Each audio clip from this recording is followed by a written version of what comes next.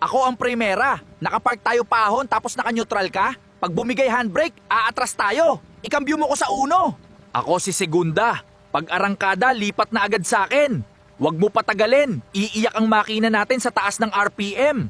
Ako si tersera. Para sa city driving ako. Huwag mo kong ibabad sa matarik na ahon. Baka hindi kayanin ng makina. Mag-downshift ka. Maawa ka. Ako si kwarta. Para sa maluwag na kalsada to. Huwag mong apakan ng sagad ang gas kung mabagal tayo. Malulunod ang makina natin. Ako si Quinta. Expressway lang dapat ako nagagamit. Gusto mo makatipid sa gas? Gamitin mo ko pag mabilis na. Tandaan, walang engine brake to. Ako si Reverse. Wag mo kong ipapasok habang umaandar pa tayo. Gusto mo bang mawasak ang transmission natin? Huminto ka muna. Ako ang neutral. Matagal pa ang red light. Wag mong ibabad sa primera at clutch. I-neutral mo para makapagpahinga ang throw-out bearing.